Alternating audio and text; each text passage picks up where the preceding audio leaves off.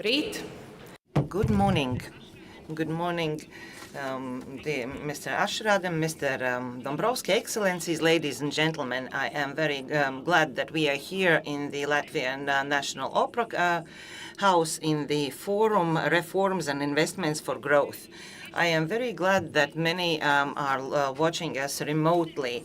Today we are here in this Latvian National Opera and Ballet House, a place that carries with us the culture and artistic heritage, where creativity, tradition meets innovation. This building, also popularly called White House, was built in 1863 as a theater of Riga city, and since then it has undergone several reconstructions and renovations.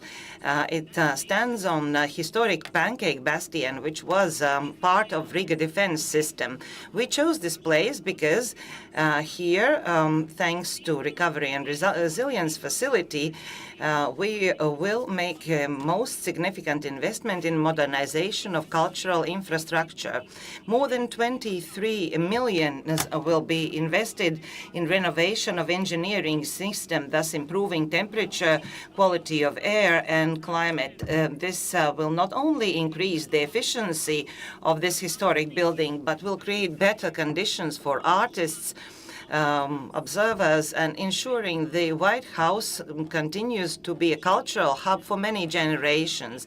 This is just one of the reforms and investments implemented by Latvia under the Recovery and Resilience Facility.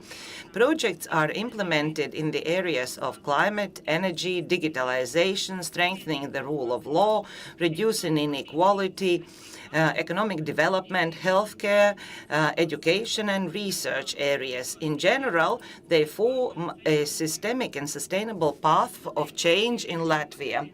I have to mention also yesterday's historic event when we joined EU electricity grid, getting rid of Russia's dependence. This is a very significant step for energy safety, and this also happened thanks to EU funds, and for acquisition of batteries we used RRF funding. This mechanism is more than a financial instrument. This is also the vision of strategic vision of the EU. This is a mechanism helping member states not only recover from pandemic's consequences or be dependent of Russia's energy, but also to make our economy stronger. This is not an easy process, and here we see many challenges: bureaucracy, time constraints, as well as need to ensure that investments are not only implemented quickly but also in good quality. Dear colleagues, none of the projects can be implemented without people. This work is a daily work that needs our cooperation together. Thank you to those who work on both sides on implementation of this mechanism. We have lots of things to do, but our common task is to make these investments last, to strengthen our competition, and to make our economy more withstanding, improving innovation and entrepreneurship. And now I would like to invite for the opening words, European Commissioner for Economy and Productivity Implementation and Simplification, Valdis Dombrovskis. Please, the floor is yours.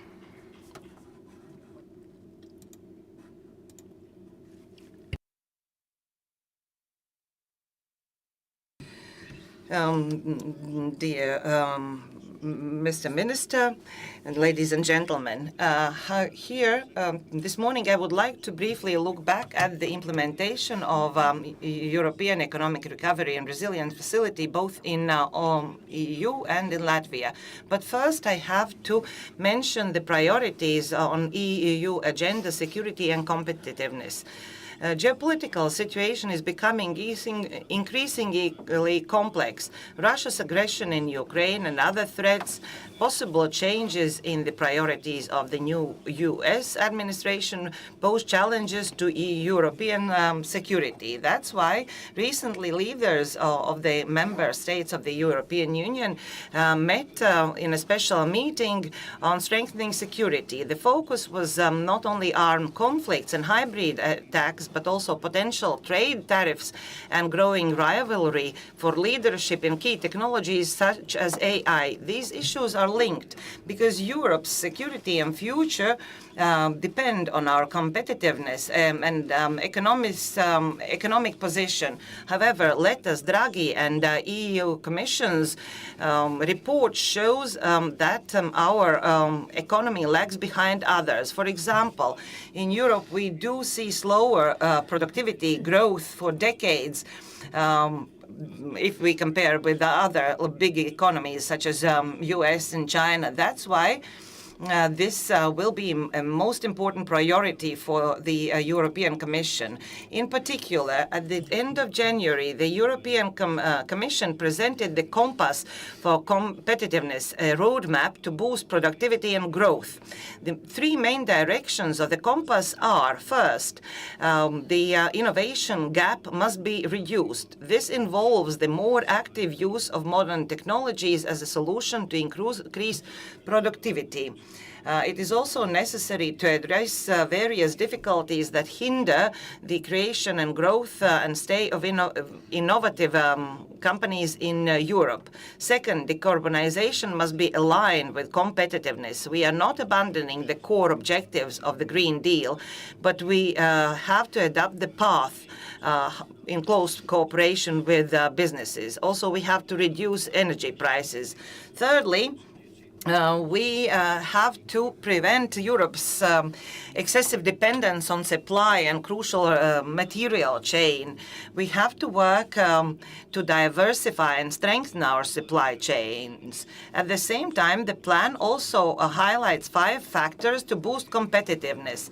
Amongst those are improvement of skills, better coordination between EU member states. As a very important factor, I would like to mention reduction of bureaucracy. When listening to businesses and citizens, European Commission for the first time made administrative priority to reduce this administrative burden. We will have to work, every commissioner, to do this work, but I will coordinate that. We have a target to reduce administrative burden by 25%, but for small and medium-sized enterprises, including most of Latvia's companies, by at least 35%. First proposal to cut red tape in the area of sustainability is expected in the nearest future. This will be followed by others to improve business environment in EU. It should be mentioned that all parties involved, including Latvia, must work on reducing bureaucracy. For example, it is necessary to assess whether the application of European Union directives introduces additional requirements that might not be necessary. Finally, we have to find all the necessary means for necessary investments. Draghi report states that at European level, the investments should be for at least 750 billion annually more. Most of that will come from private sector. That's why we will have to create savings and investment union to mobilize private investments. At the same time, it should be noted that RRF has enabled significant public investments in recent year. the compass for competitiveness charts a new path to also go even further towards the generally objective strengthening of European economy. But now more on recovery and resilience facility. The funding of this fund has been very important across European Union. It has helped implementation of green and digital transformation to promote innovation, entrepreneurship, strengthen social services and healthcare. We have to mention also the positive contribution of recovery and resilience facility, overcoming the effects of the COVID-19 pandemics and reducing Europe's dependence on energy from Russia. After 4 years of implementation, it can be seen that the economic recovery and resilience plans have indeed drawn the basis for encouraging reforms. We should remember that under Recovery and Resilience Facility, the European Commission only makes payments to each country once it has reached the targets set out in the national plans.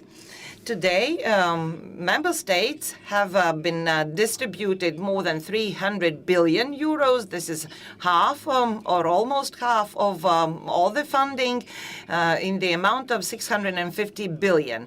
This year, we will accelerate the processes in order to move forward. The European Commission last year simplified and made more flexible a number of requirements following the midterm evaluation. If we talk about Latvia, positive impact of the RRF is very important, and we can feel that. It has allowed us to modernize public administration and economy, develop regions, promote energy efficiency, improve education, healthcare, social protection of our inhabitants. In total, almost 2 billion euros are available for Latvia for the implementation of the economic recovery and resilience plan. Of those 801 millions, or 41%, have already entered our economy. Recently, the European Commission supported the amendments to the recovery plan tabled by Latvia. At the moment, the European Commission is also examining the request submitted by Latvia at the end of 2024 for the third payment of the recovery plan, and will make the payment of 275 million in the spring. These are not abstract figures. They are specific projects improving lives of our citizens. For example, 35,000 laptops have been delivered to schools across Latvia, allowing to improve learning process and support students from poorer families. 2 European digital innovation hubs and 10 regional contact points have been established in Daugavpils, Ventspils, Jelgava. This project promotes introduction of digital technologies, thus strengthening our competitiveness. Thanks to funding of 37 million from Recovery Fund, the construction of low-rent apartment buildings are taking place in several cities in Latvia. Currently, the projects that have been launched provides for 420 new environmentally friendly apartments. This will help Valmiera, Bauska, Tukums and others to solve the problem of affording affordable housing. 70 kilometers of Latvian regional and local roads have been restored. The section Tukums outside Lithuanian border and Ilūkste, Rubaišķi, Daugavpils. This helps improve traffic. In total, the Recovery Fund will allow for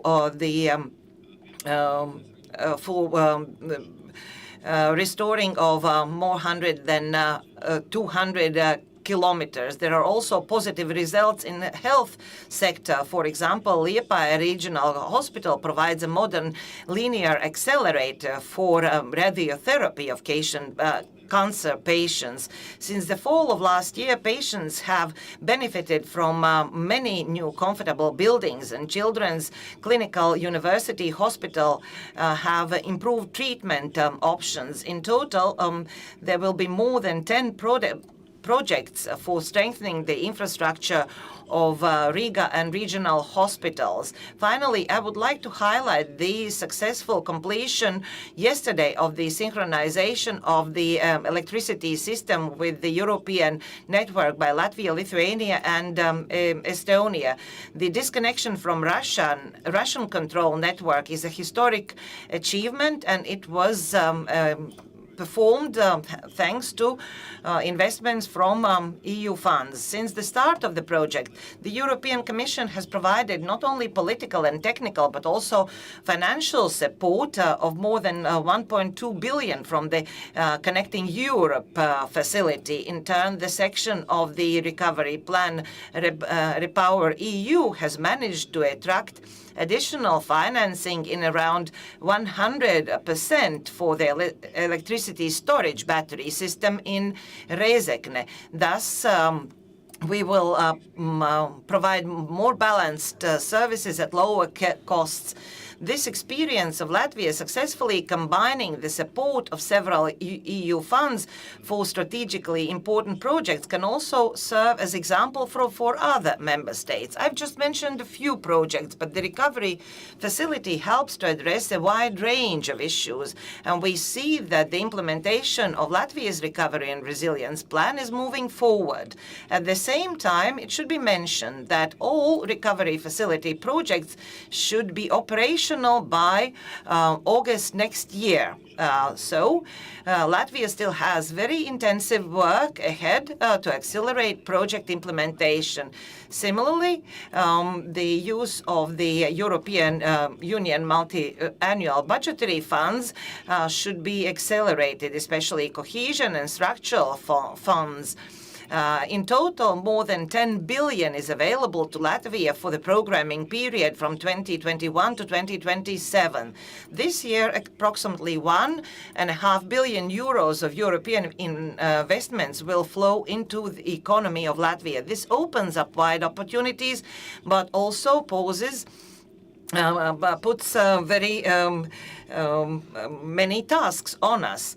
It will boost our competitiveness and security, but we will need to discuss the next multi-annual budget. Ladies and gentlemen, today's conference allows us to discuss what has already been done, but at the same time, I hope this will also help to clarify further actions for high-quality implementation of our plans in Latvia.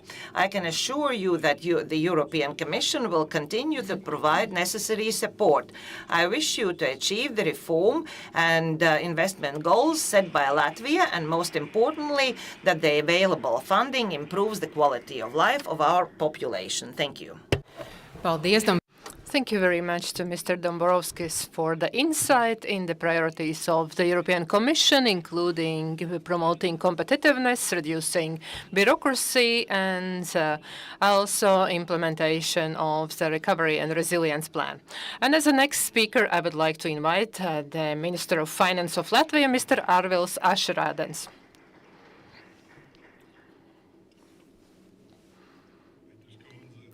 Mrs. Petre, Mr. Dombrovskis, all participants. Thank you very much to the representation of the European Commission for organizing this type of forum. And I believe it is very important because generally on Friday, Saturday, and Sunday, we had a little bit anxious entertainment because we couldn't understand would we have electricity all the time or no. And behind that, it was 14 years of work, planning, preparation at the Baltic level, also at the Polish level, and at the EU level, so that it could happen here. And this very, very diligent coordination, how we were analyzing models, how to connect with Scandinavia, with Poland, and a lot of technological solutions, and so on and so forth. All this gave us a fascinating result. And we wouldn't feel any disturbance at any moment. This disconnection and also operating as energy island and also synchronizing with European network, everything was flawless and everything was perfect. So this is also very important to look at this and also look back at the recovery and resilience plan process. And it is also a very important step. This also didn't happen in one day. It is a much longer process with huge impact on European economy and also Latvia's economy that we are going to be discussing today. As it was already said before, the 723 billion recovery mechanism was created in 2020 for the period of 2021-2026 as recovery mechanism for COVID crisis to increase economic resilience, to increase reforms, digital transformation, and climate policy. At that time, nobody nobody knew that we additionally would have the geopolitical crisis, energy crisis, and so therefore this instrument actually was just in time, and we also included many other things. And 1.9 billion envelope has significantly impacted Latvia's economy, helped in a lot of reforms in various directions. Climate and energy, we have invested 811 million euros. We have reinforced and strengthened infrastructure. We have purchased electric buses, and we have created a new bicycle infrastructure, digital transformation, 365 million investment, and with that we have improved digital infrastructure. We are ensuring new portative devices for municipalities, for children. We have increased the public administration's employees' digital skills and also high-speed internet. A very important investment is also in reducing inequality, and we have reconstructed regional roads. We have created industrial parks. We are building new apartments with lower renting cost and improved professional skills of the job seekers. 196 million were invested into economy transformation, and we are promoting innovations. We are supporting especially the tertiary education and also new academic career model. Health sector, as it was already mentioned, there are a lot of investments, more than 181 million euros. There is better access and accessibility of health system, better infrastructure. The services are more better for patients and also for personnel. And the last chapter is also strengthening the rule of law. 370 million investments, so we have trained the public administration employees. We have created the Center for Financial Intelligence and for fighting money laundering and technical improvement.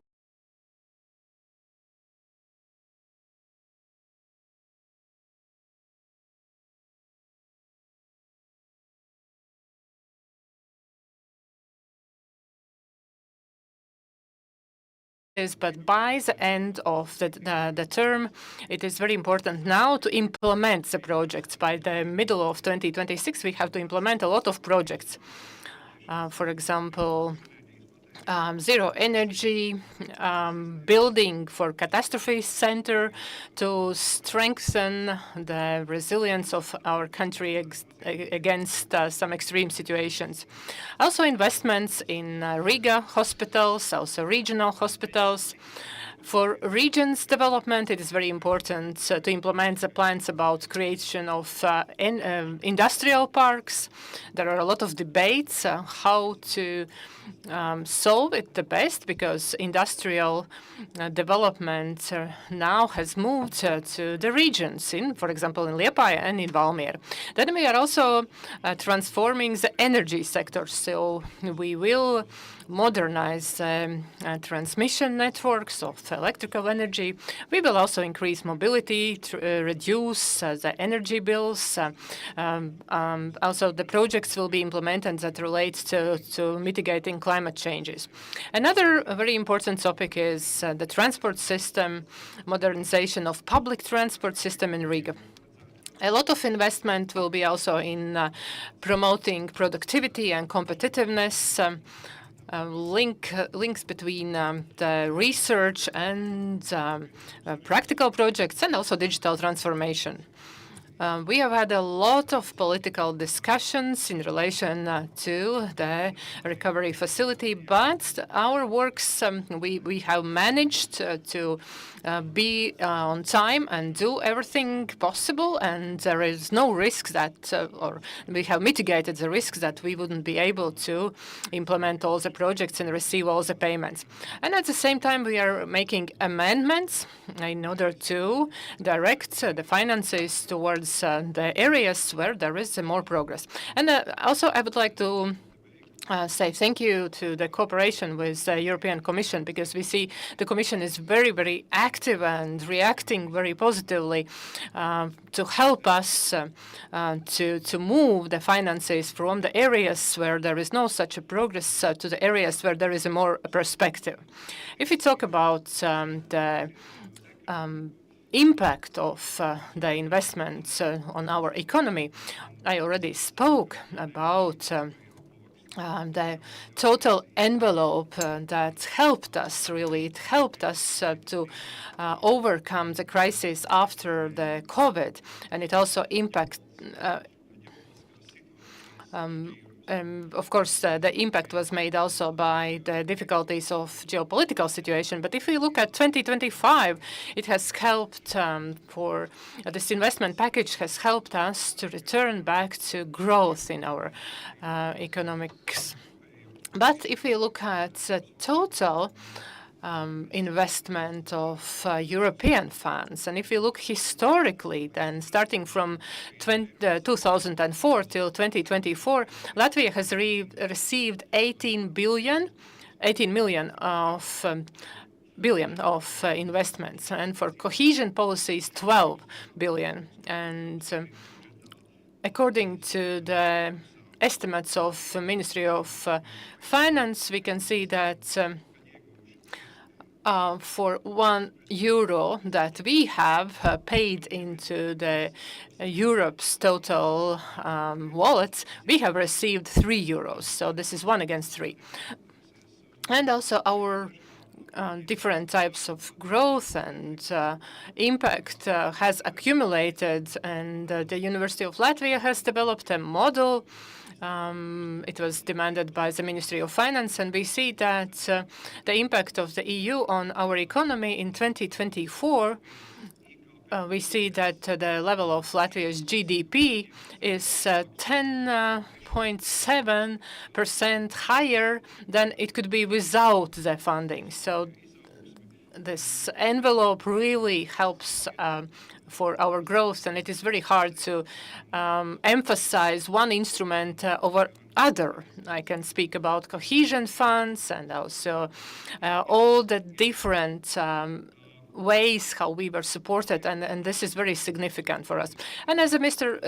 Dombrovskis already said, in 2025, investors are very, very cautious. Investors are very, very cautious looking at our region, and we can see that the EU instrument is something that helps us to move forward.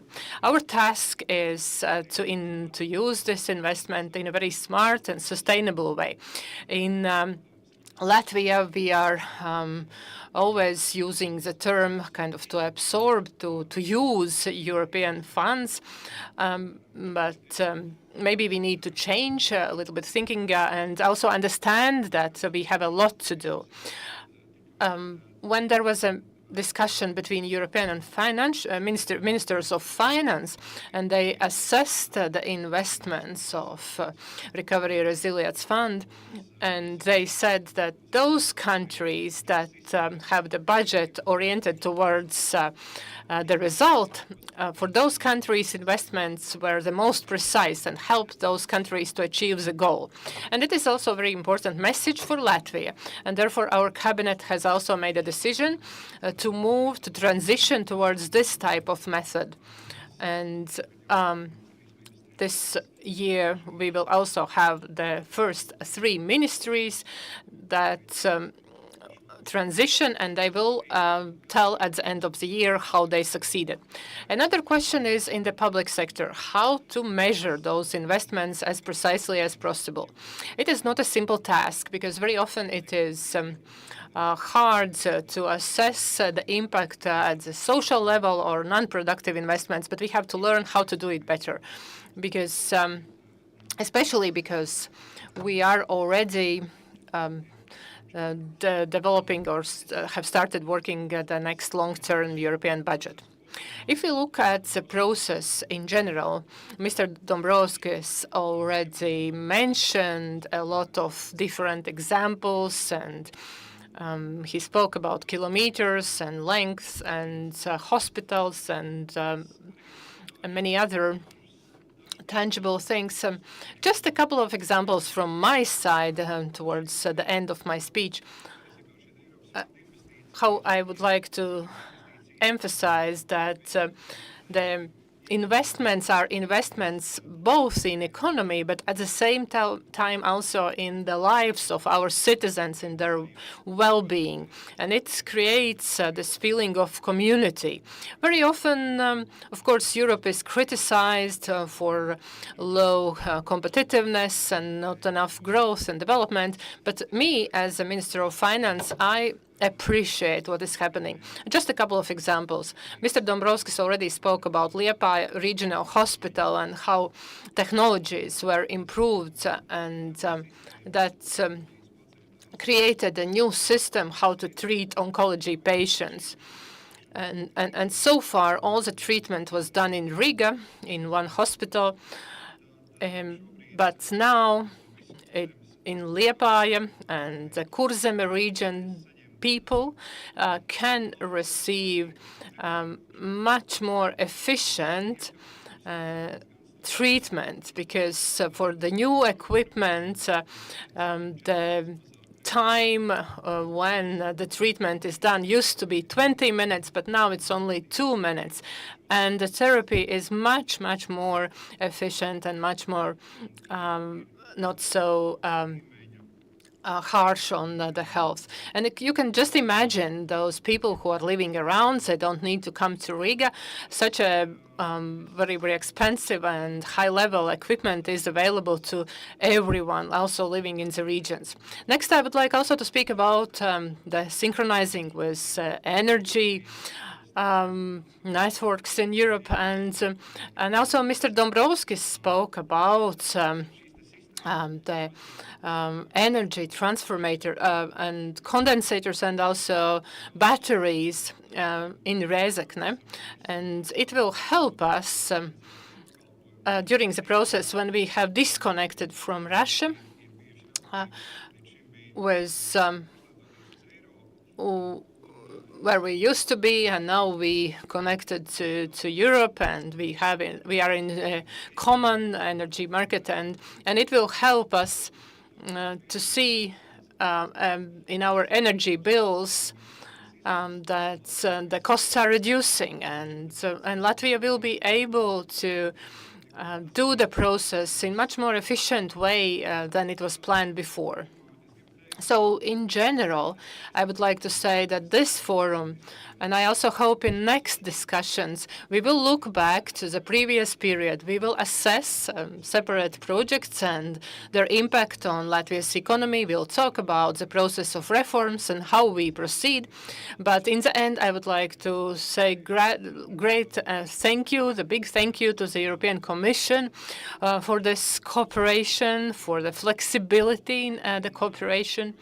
And from our side, the big task and big challenge, of course, is how to ensure that the investments that come from Europe are used as best as possible so it works for our growth, for well-being of our community, and also for our safety. Thank you very much.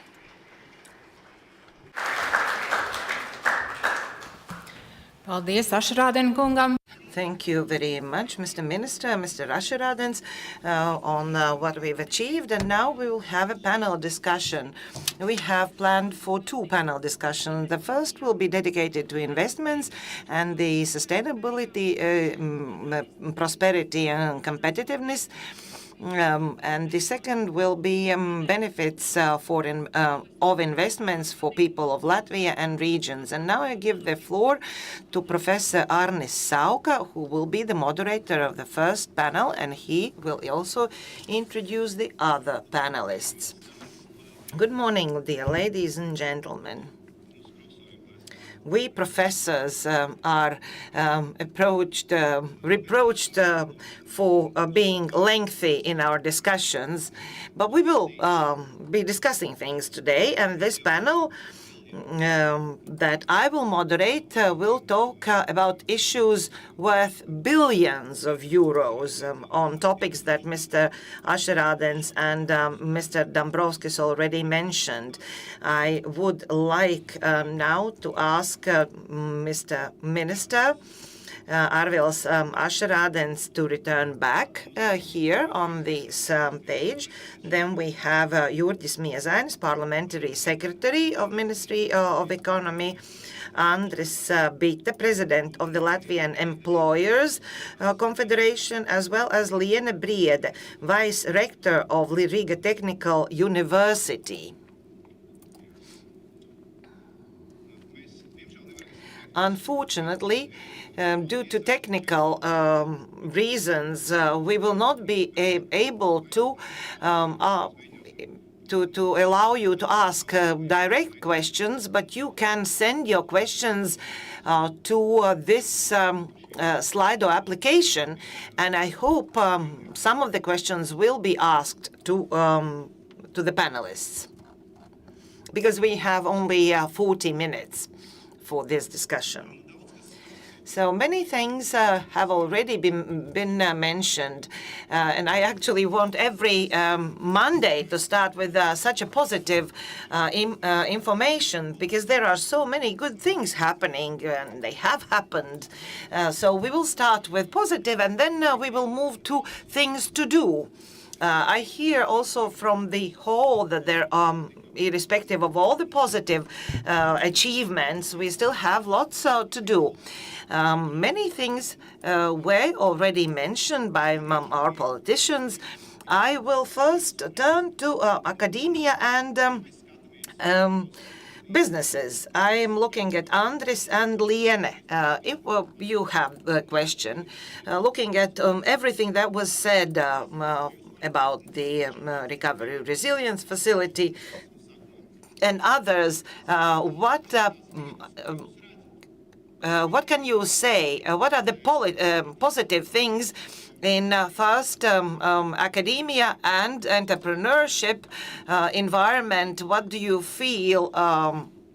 What are the best examples? What is the positive basis that we can build upon? Maybe business representative. Good morning.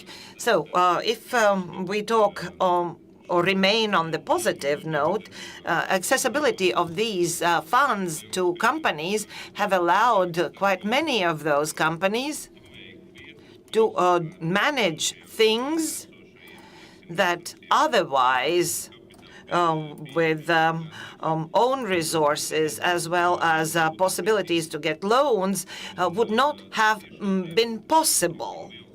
And this is indeed a big help, big possibilities to kind of get out of our national capital. It is rather restricted or restrictive possibilities to get loans, or so many companies had possibilities to invest in capex investments thanks to funds, allowing later to attract additional investments. This is very positive, as well as other impacts. Other positive impacts: accessibility of different programs for export capacity building, attending trade fairs, doing things that companies would have done anyway, but now they can do it on a bigger scale. Speaking about export capacity, we recently made also a survey speaking with exporting companies, and it was a question: is it a good investment to enter new markets? We are talking about export capacity when speaking about innovation, competitiveness. Maybe you have some programs or examples that you can mention that have been used for the benefit of export capacity. If we speak about export capacity and further and quicker development of a company, my area of expertise is food processing, processing. So at the moment, when Russia closed its borders for many companies, we were under threat that this food production or sector can die. So thanks to these investments, we could adapt quicker, attracting investments from funds for entering new markets, through, let's say, trade fairs, industry fairs. We could do that together as industry, asking also for us as industry to agree upon general directions. Also, we could see certain investments guaranteed for the period of 5 years. So now our industry, food processing, food production company, from the point where we were 10 years ago, are in quite a different situation. Now most of us have entered Western markets. Thus, we could demonstrate how quickly and how well we can adapt. We had also understanding from government, from responsible ministry. Liene, about innovation and bureaucracy. It was mentioned several times. These might be the issues that can be positively mentioned by you. You can mention other areas as well. So you want me to speak about positive things and bureaucracy in one sentence? It is impossible. That's why I will talk about two things. I will return to education. This is a very important area. I hope that no one has another opinion, and I hope that we will have a transformation in education sector. We have had consultations in order to ensure high quality education in Latvia, and investments will follow to strengthen capacity of regional schools. This is indeed a very important investment. Mr. Ašarādens already mentioned result-oriented budget. What has happened in tertiary education, we have management model changed, introducing councils. Then there's a management team working based on certain KPIs. Thus, many things have changed in the work of universities, also how we attract investments, and this internal culture of universities have changed entirely. Also, implementation of institutional financing. This is more. Before we talk about with ministries, maybe skills and energy. Skills and energy from the point of view of businesses. Energy is very easy to speak about, because what we had to solve, speaking about energy security, and the processes were changed, these are indeed examples. We ourselves, I do not think we could invest so much money in order to achieve these results. This is a story of a wish and a will. What should be done? What should be done? What are the biggest challenges at the moment for the economy of Latvia, for the development, for competitiveness? Which direction our institutions should be looking at within these 1.5 years? First, Mr. Miezanis from Ministry of Economics, and then Mr. Ašarādens. You already mentioned bureaucracy, and Mr. Ašarādens also mentioned reduction of bureaucracy. Both company organizations as well as ministry employees have been as active as bees, working for the purpose of reduction bureaucracy in order for those programs to be taken over, to be implemented and released. So we are talking about 2025. All of that money should be invested already. But reduction of bureaucracy is one of the directions, one of the most significant directions. I have encountered these changes, these amendments for making life easier. We have talked to the Commission. Another direction besides bureaucracy. All programs are divided in two parts. First part, support instruments by the state, and also second, direct investments in companies. And I believe that in the future, the bigger percentage should be given to companies, to give this money to companies, because they will know better how to attract additional money from each euro invested. Let's say digitalization programs. We have received all those applications based on roadmaps, and this program will be completed successfully, as well as low rent apartments. This is the second part. These apartment buildings are not just built for the sake of building. This will be beneficial for many people, for those living, and then our task will be completed. Similarly, it's with businesses. Us being small is a challenge, but it is also a certain benefit of being small. We can adapt quickly. Mr. Ašarādens, speaking about bureaucracy, how easy it is for the state to give companies more money and to trust that they will spend it better and become better exporters, train their employees, provide for housing for their employees. How easy it is to kind of change the partition of money, of investments allocated. I think you've made a quite good summary.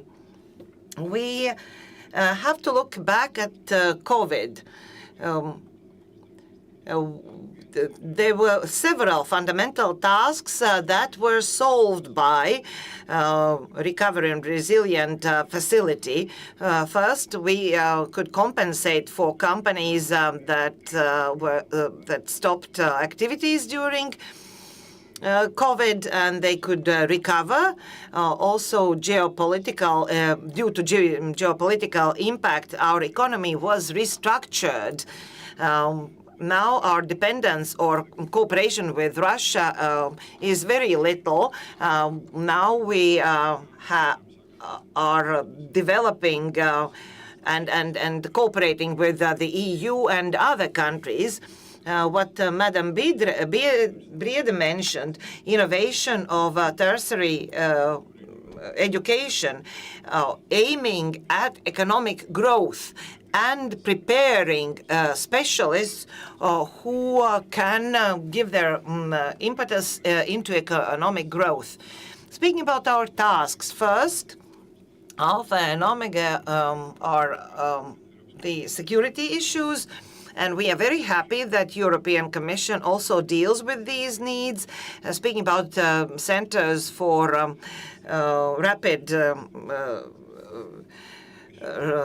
reaction, centers for catastrophes, when we develop those. And then we have two questions. Human capital development first. We need mobilization of workforce. We have to do many things internally, speaking about healthcare as well as education. And the second or a third big question is competitiveness, both in public and private sector. We speak a lot about public sector, lessening bureaucracy, planning, etc. But also in private sector, lots has to be done for the sake of productivity, because productivity ratio is a little bit over 60%. So if we want to be competitive, in Europe there are many industries, many sectors where productivity is close to 100. So from the point of view at the moment, it is easier if we can precisely formulate our ideas, speaking about instruments, to be able to regroup the allocated financial investments. Yeah, we have 1.5 years, so we have to do quickly. We spoke about human capital, productivity, safety, money being released directly to businesses. Liene, Andris, do you agree to that? Or maybe you have some additional things to add to the to-do list? No, I believe that each of those points already covered quite a large area where we can operate. But if we talk about accessibility of the funding and programs, then one thing we need to strengthen in order to actually, from the point of entrepreneurs, how not to drive into the negative area. So to change this access and also change mindset that this money didn't come from somewhere from above, but it is actually our own money.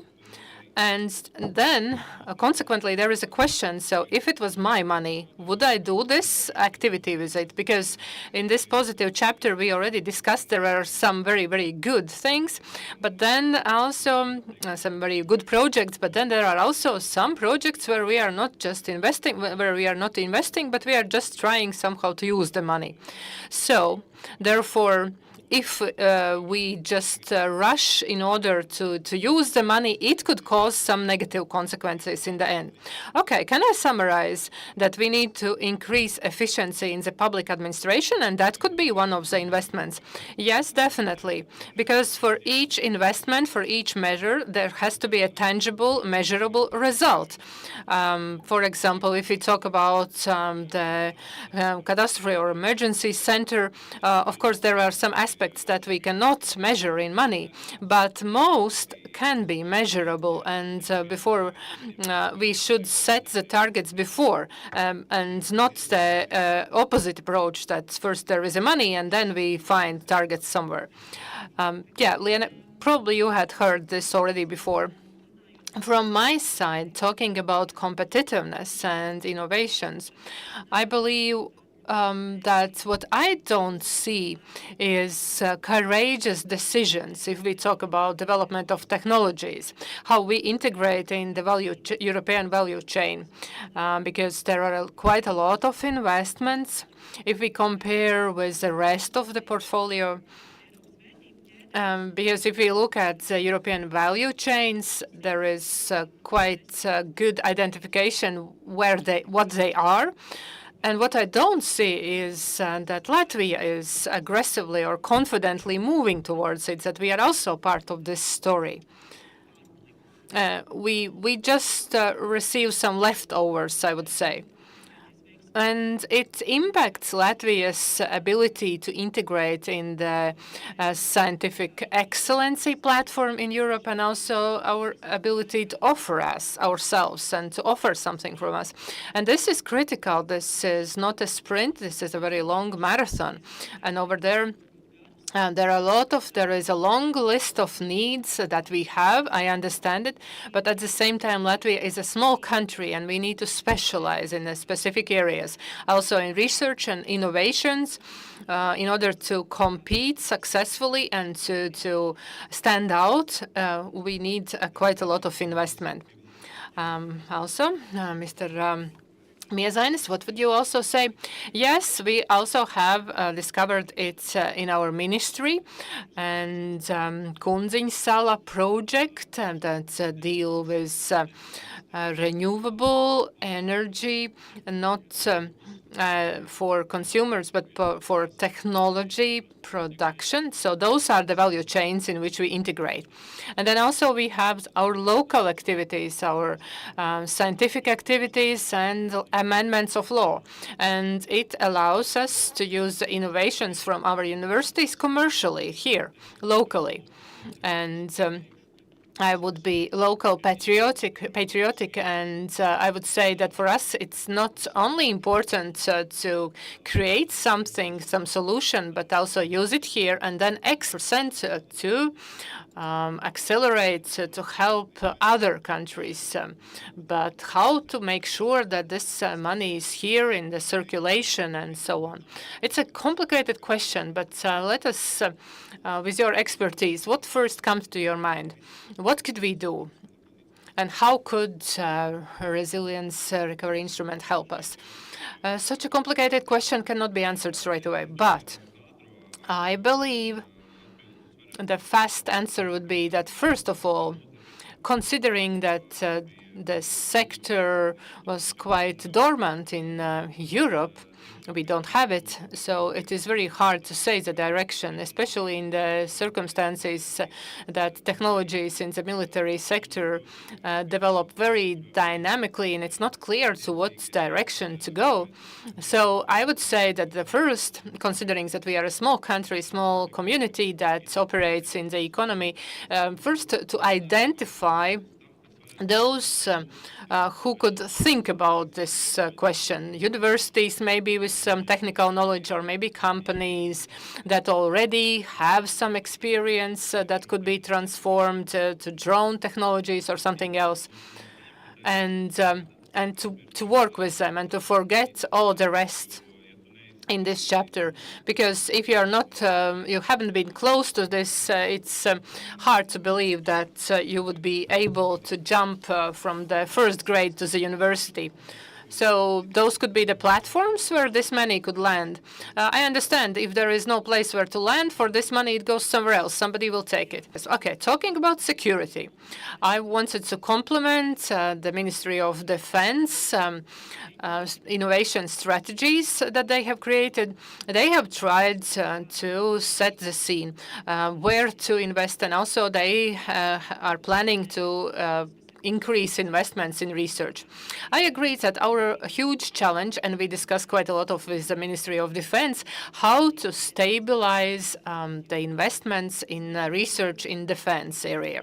It cannot be done with just some kind of jumps. So, for example, comes a demand for cybersecurity, and straight away, please do something for us. It doesn't work like that.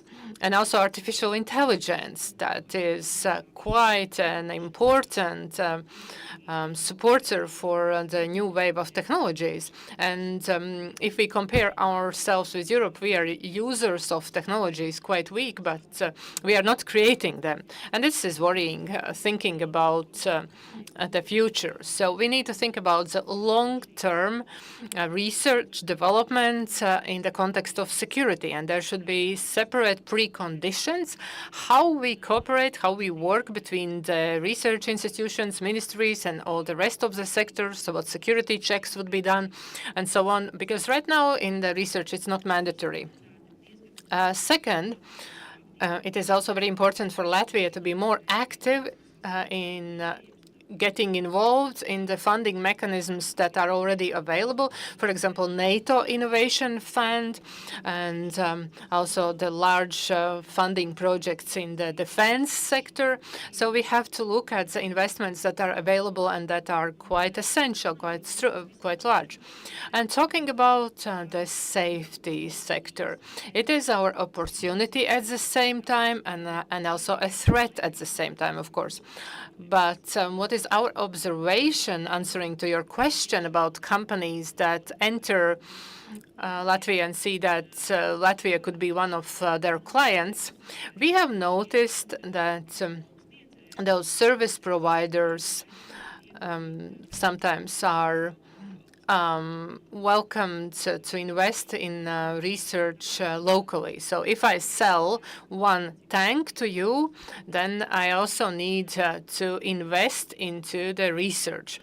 I have no idea how it could be reinforced and also used as an approach, but it would bring a huge contribution to the local both industry and also to the research.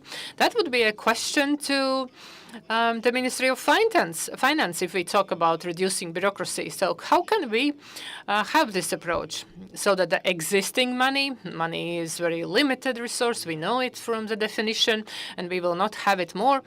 And there is some money we decide to invest, not in education, not in defense, not in other areas, but in defense. And then the European money comes in. Are there any other examples? So Lena spoke about investments in science, and what are your ideas? How be more efficient and how more money stays with us? Yes, it's still about defense and bureaucracy. It's together. From my point of view, defense issues are very simple, but at the same time, they are very clear.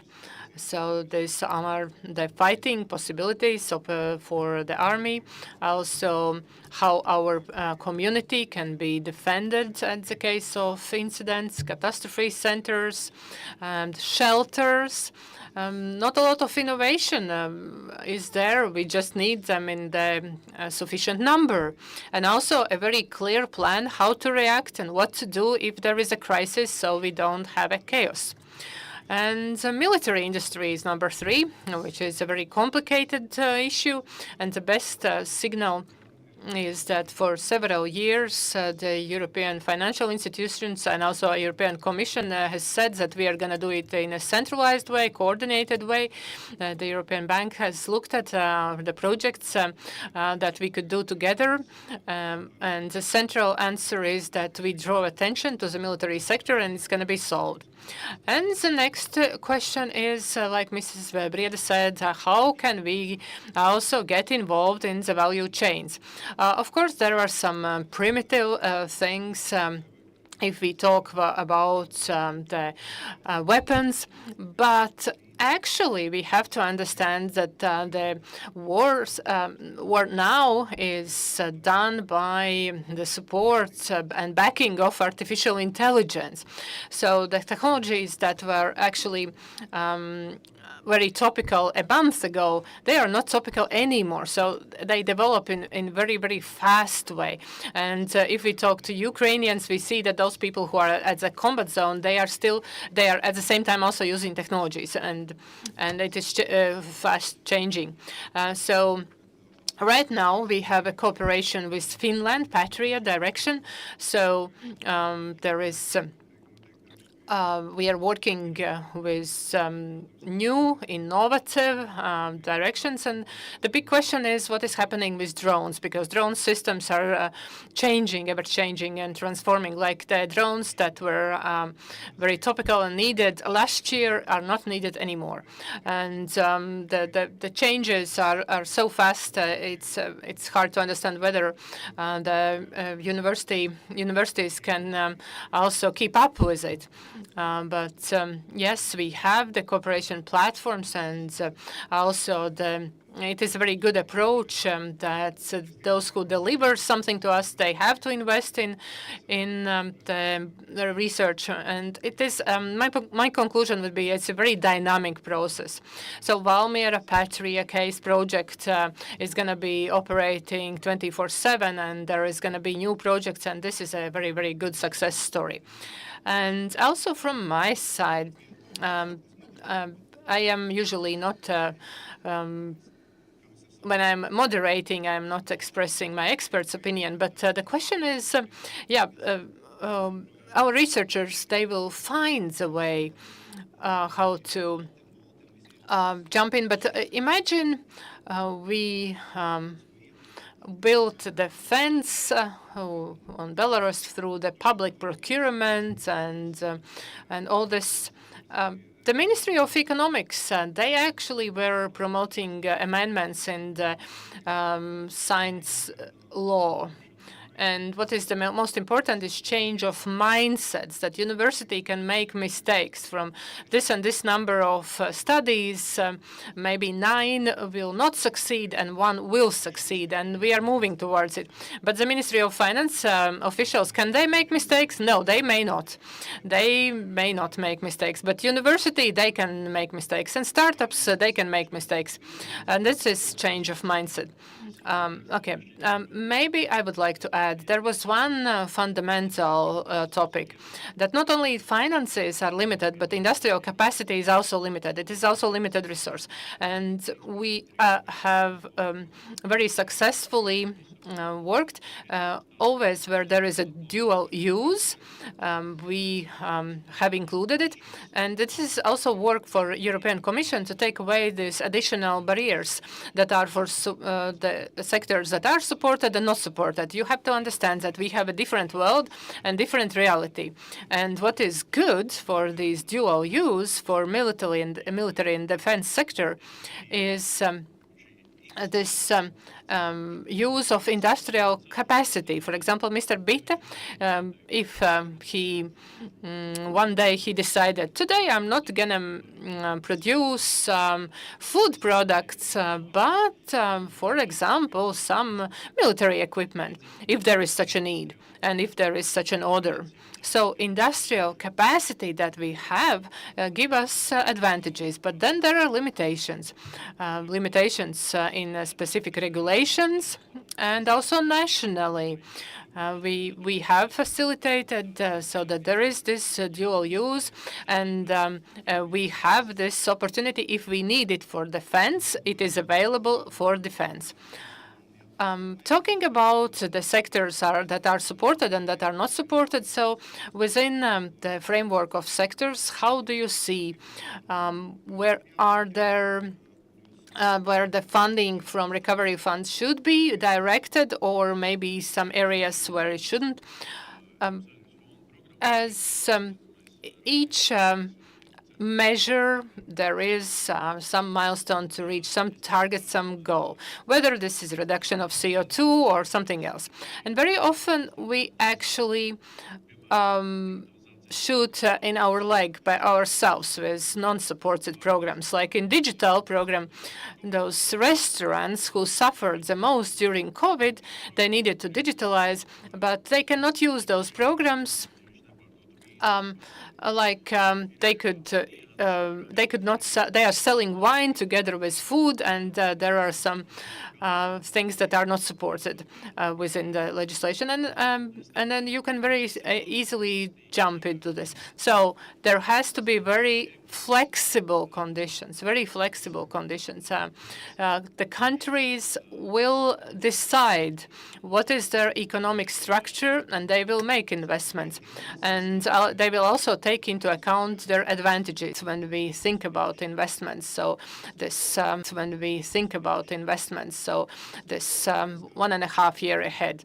So what else? We talked about a little bit bureaucracy, about science. We talked that everything changed dynamically, about development of human capital, artificial intelligence. What is something else we shouldn't forget?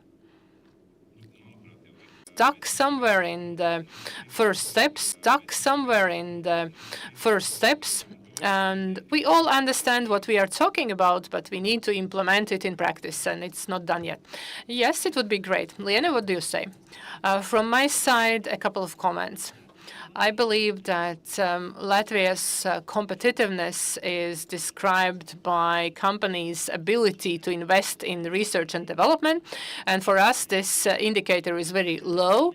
I know that some people say that we don't calculate in the right way, but even if we calculated in the right way, I wouldn't believe, I am doubting whether we get different results. So the question is how we promote that investments in research and development increase, and that would foster and increase our competitiveness and also productivity. And in several cases, we tend to ignore the portfolio of our companies, our structure, because the state-owned companies and municipality-owned companies own quite a lot of, we have quite a lot of them, and there is a specific legislation related to them, and they cannot invest, so we would need to make amendments, and that would make huge changes. Second, very often we like talking about the end result. This is a startup or specific technology that is commercialized, and everybody is happy about it. But also here, I would like to say that all these things do not come from the scratch.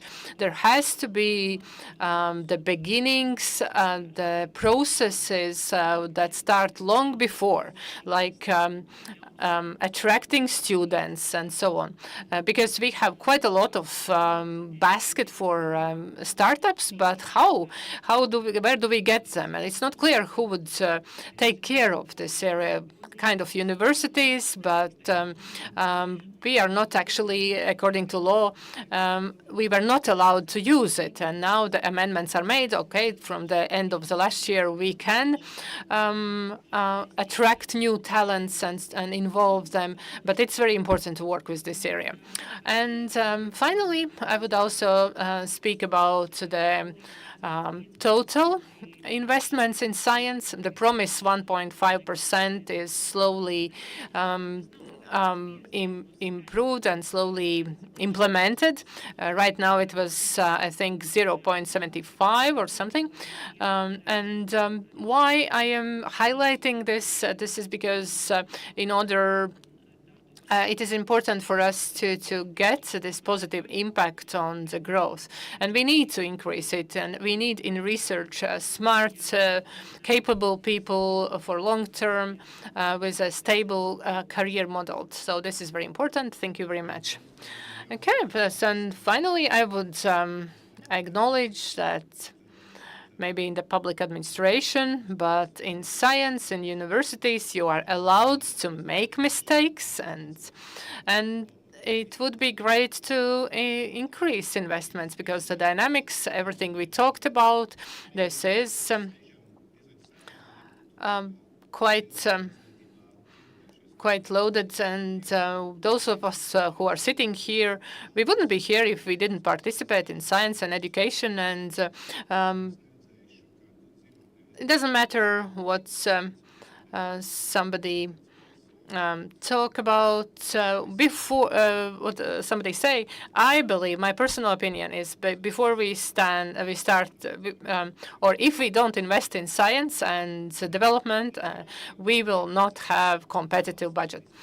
We also have one question from the audience, and the question is whether we would become dependent, addicted to the EU money, and it's not good. The answer is yes, but it's better with the European money than without. And we have managed to find quite a lot of positive examples, and I really believe that Mr. Raucep's talking about the regional concept, he will continue with more examples. But now I would like to say thank you to our panelists and also the one person who asked the question in Slido, and I invite for coffee break, and let's return in 20 minutes. Thank you.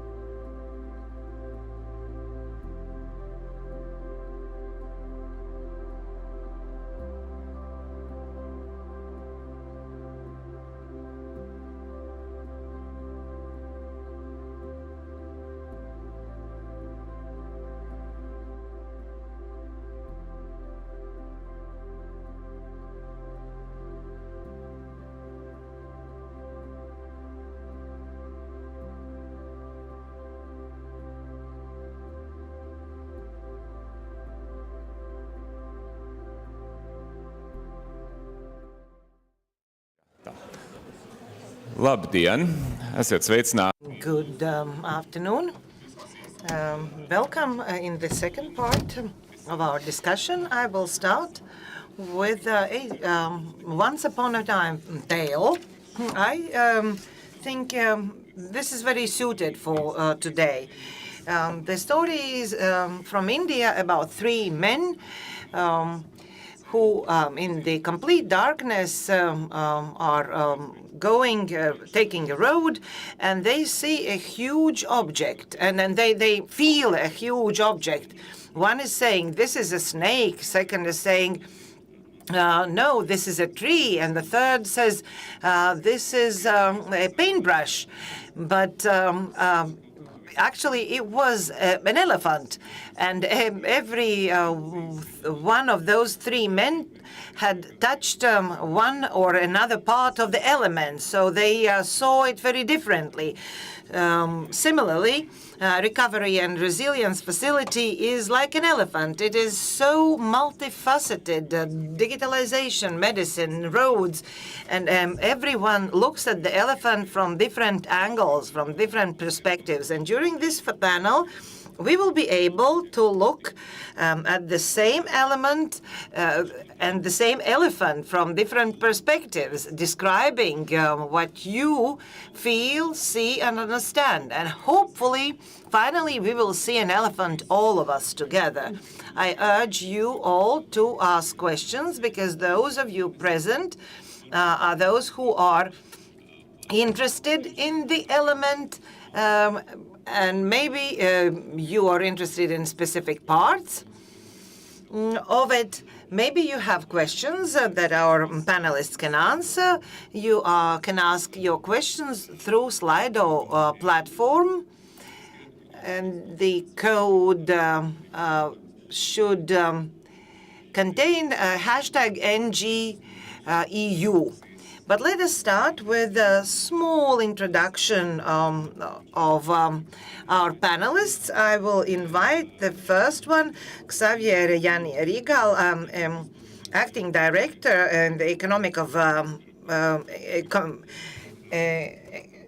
Director Economies of Member States, DG ECOF in European Commission. That's the title. He has recently started working here, and he has a fresh eye on Latvia. So what have you noticed upon first glance? Thank you.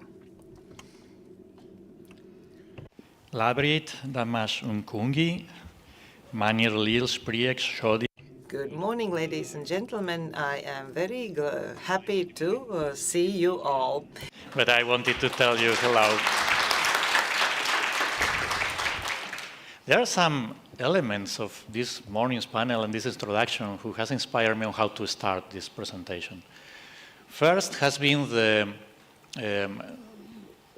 fact that this building is being partially renovated with the RRF money, and second, your introduction about the different way we all see that. And indeed, I have been heavily involved in the design of the RRF together with many colleagues there in Brussels. And I have been involved in several of the plans, namely France, Belgium, and Luxembourg, but I have not been heavily involved in the Latvian one. So when I started in this new position in November, for me it was a new program. My first impression, starting with the conclusion, is that it's a particularly well-balanced program. And I think the title of this panel, in that sense, is perfect. It's maximizing the benefits for Latvian people and regions. So regions is very clear, the meaning, what it means.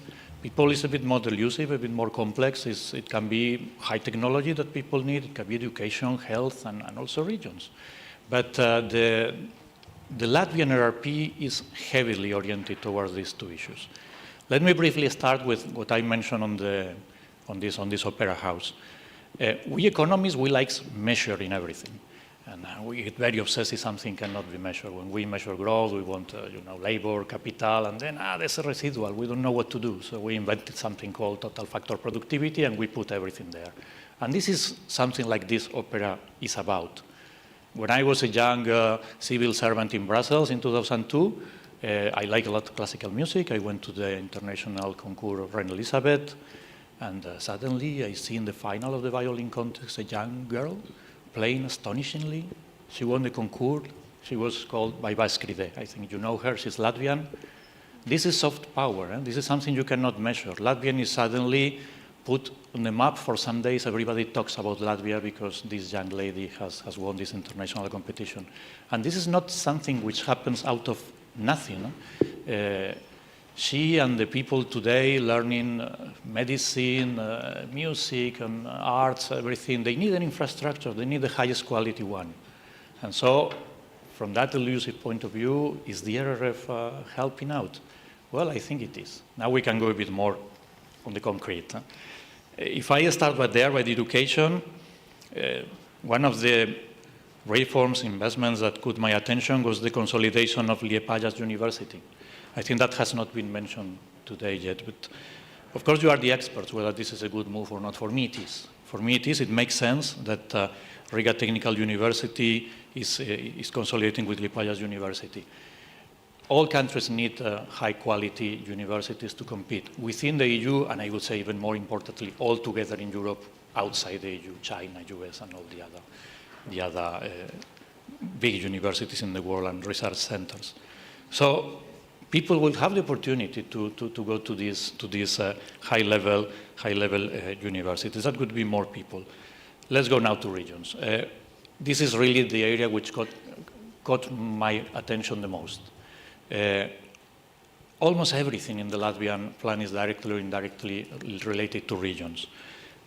Of course, needless to say, after the aggression of Russia to Ukraine, certain regions like Latgale are even most exposed because, of course, it's the border of the country to that part of the world, and so it's more difficult to create connections. So extra efforts are needed to narrow the disparities there and the other regions.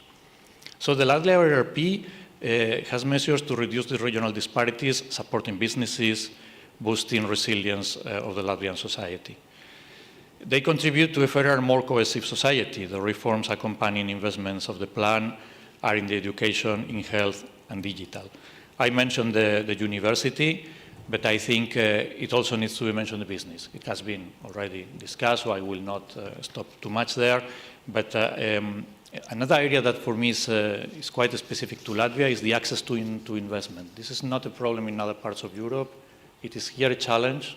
It's also caught in our analysis in what we call our country-specific recommendations. So I'm happy to see that the Latvian RRP is taking that seriously. Infrastructures are crucial. There are a number of infrastructure development investment in the RRP, from Riga to the rest of the country, within the country. This is more than welcome. Maybe also a point on the 9 new disaster management centers that have been placed in various locations across Latvia, and which still need to be completed.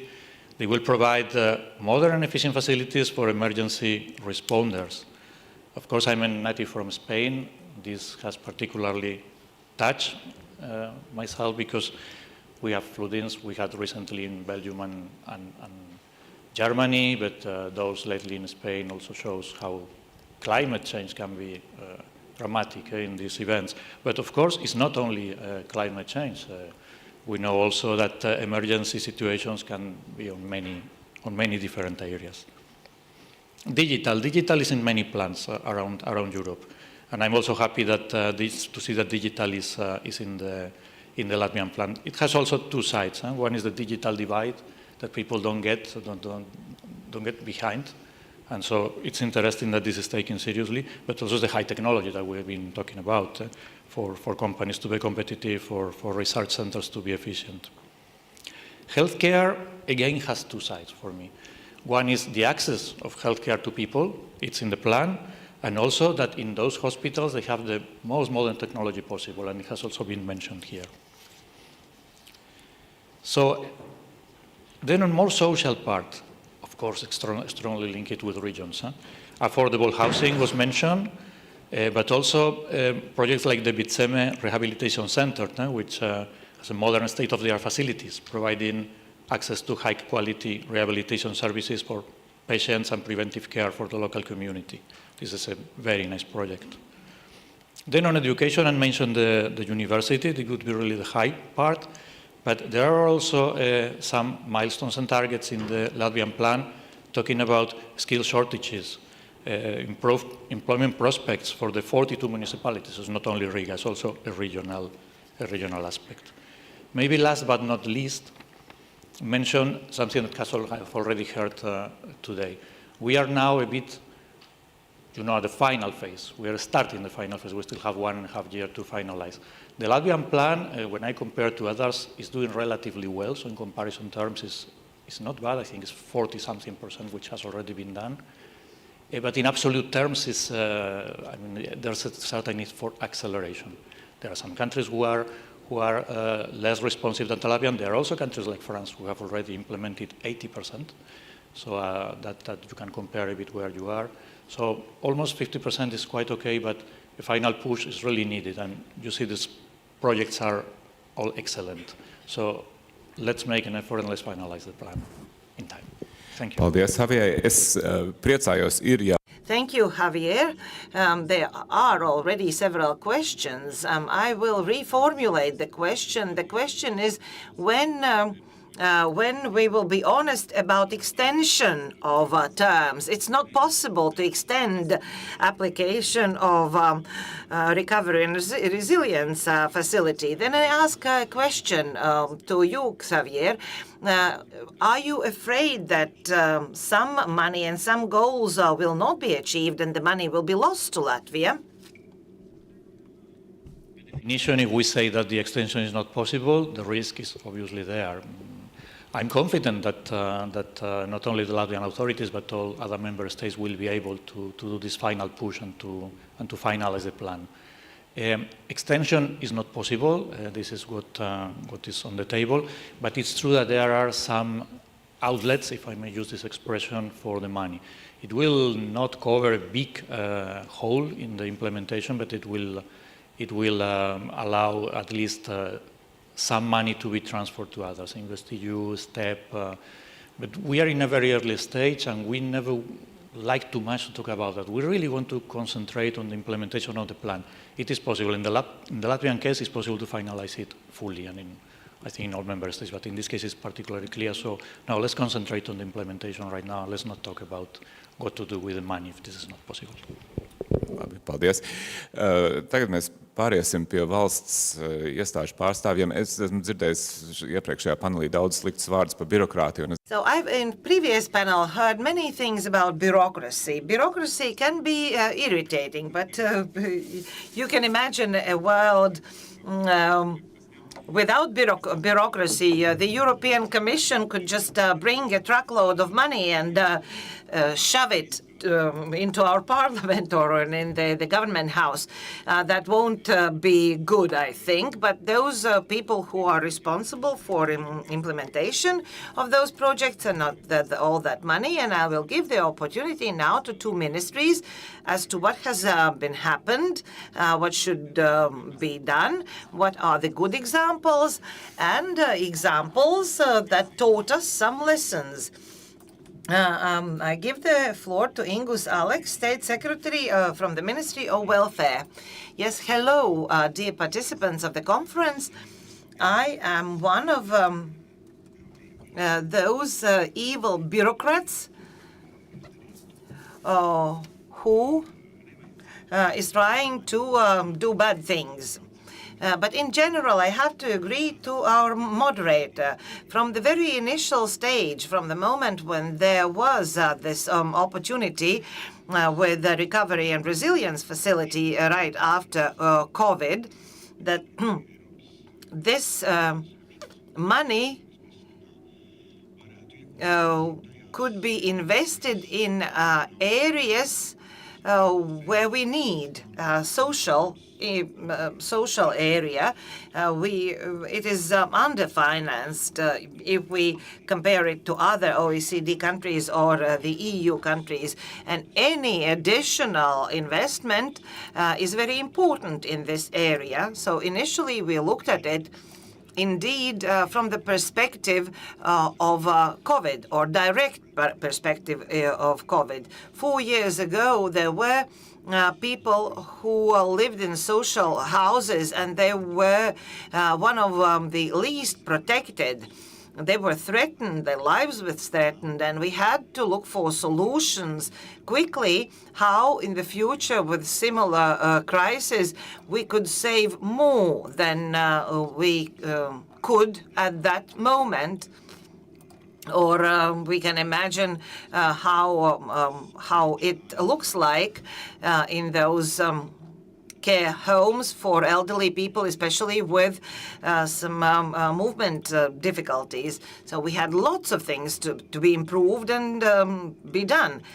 So in Latvia, thanks to RRF mechanism, I hope that until next year, mid of next year, we will see at least 9 new or modern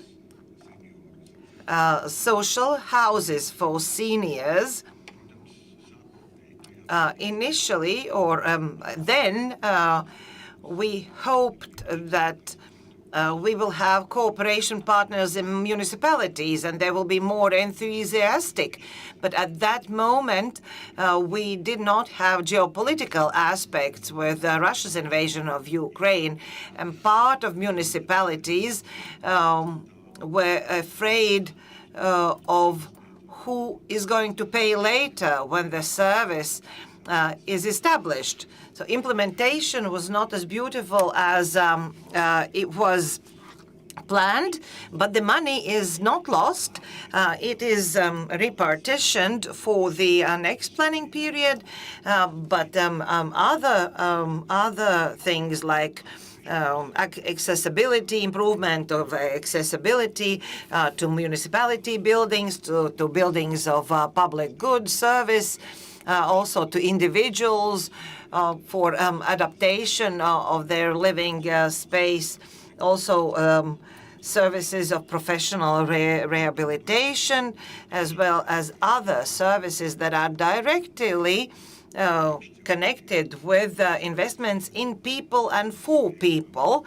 And I would like to say that came up with a minimum income reform, foreseeing the minimum income threshold to be increased, and it is attached to median calculation. We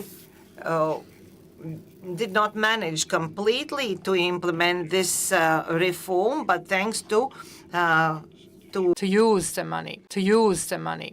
And the question here is, where will we be able also to sustain later what we have built? And also there was concern from the municipalities. So what was the difference? Municipalities who took it on, how we distinguish what works, what not, and where it's worth to invest. It's in any case the seniors' care with the aging problem, and we will have to solve it more and more in the future. And the public money will be devoted for this and invested. And in parallel, we try to understand what could be the model for Latvia for long-term social care financing, because with the existing resources, it will be not enough in the future. And it was one of the steps that this infrastructure is created, and then later we think how to maintain and how to finance it. But part of municipalities were afraid. Of course, they thought they will have to do it alone. And right now, yes, the financing of old people's care is the responsibility of senior, their relatives or municipalities. But in the future, we'll have to think about it. I'm not saying that the national budget and that will take full responsibility, but we will have to think about it. So let's turn to municipalities. Next speaker is Ilze Oša, who is the Deputy State Secretary of the Regional Development, Ministry of Smart Administration and Regional Development. So, what are the good examples, what lessons learned? Please. Good day. Thank you for the questions and also opportunity to tell what we have offered and how we have used these finances. because, of course, all of us, we see that this is aimed at our community and needs for each one of us and quality of life. But from our measures, the result is the most tangible for the population.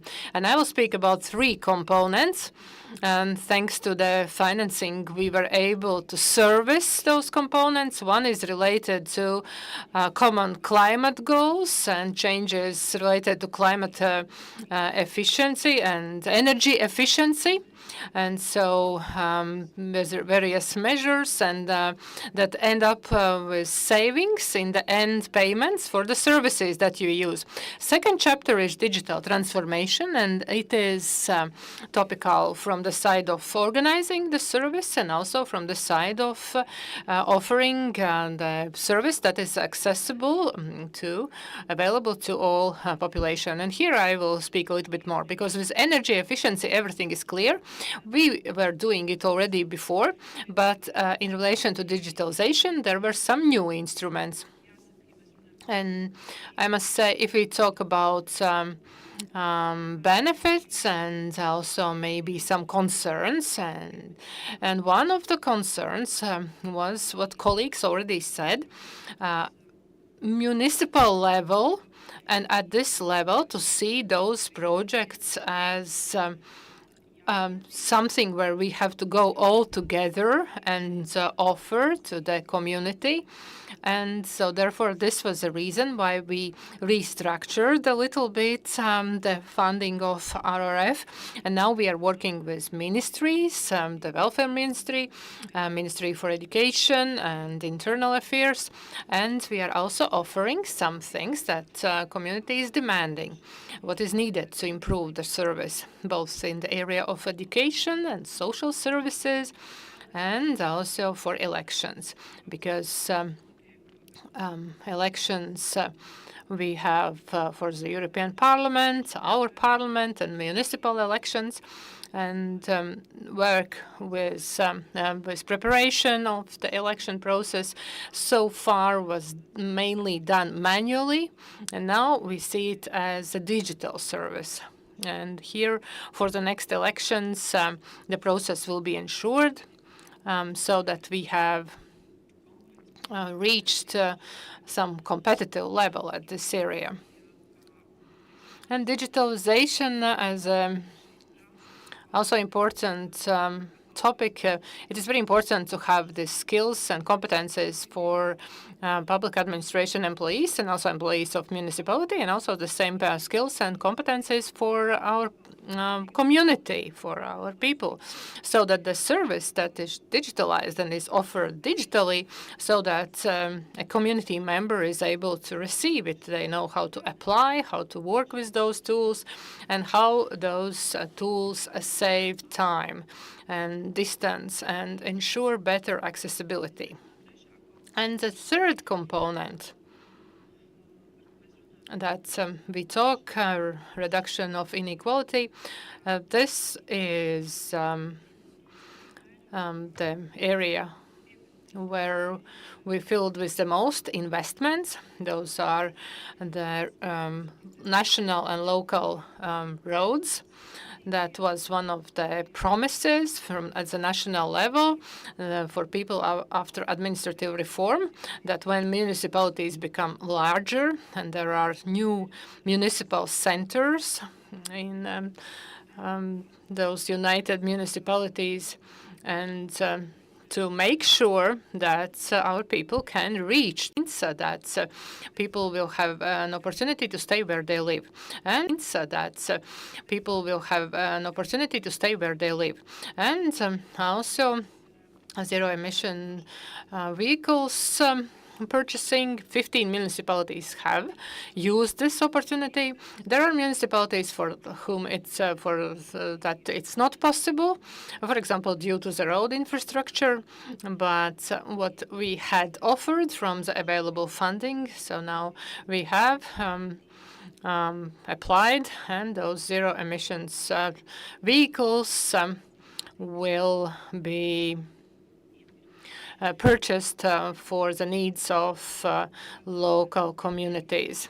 Returning to digitalization, I also wanted to speak about one not maybe so large project, but quite important. If we talk about the reform and ability of the community to feel involved in decision making.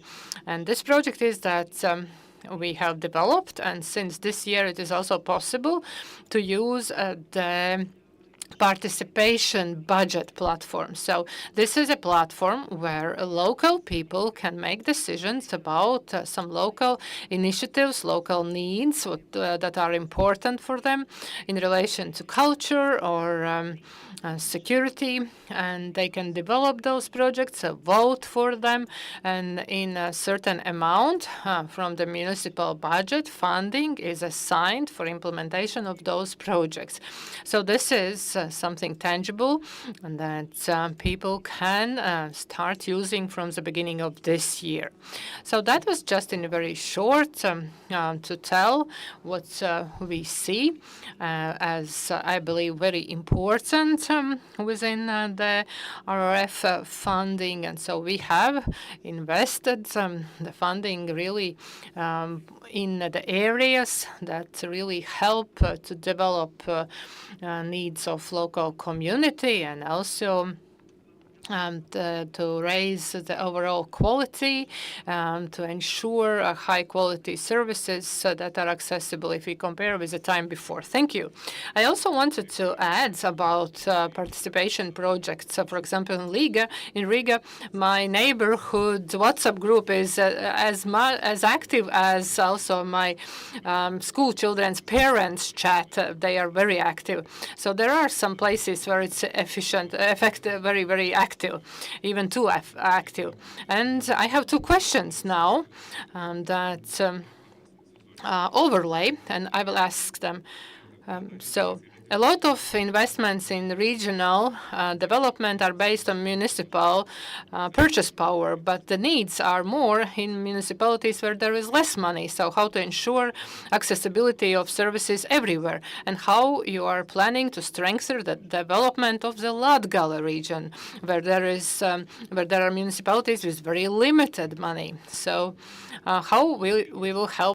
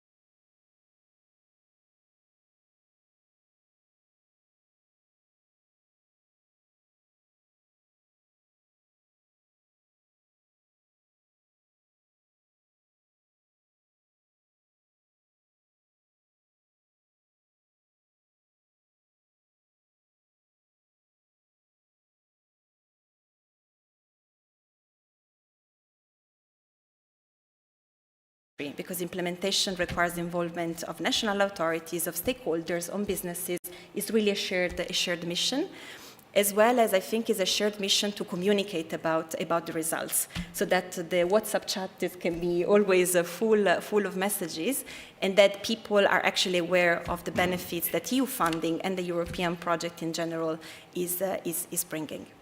So I would say paldies to everybody for the discussion today. As Commission, we look forward to keep working together and supporting Latvia for a successful implementation of the plan and even beyond. So thanks a lot, everybody, and have a very nice lunch.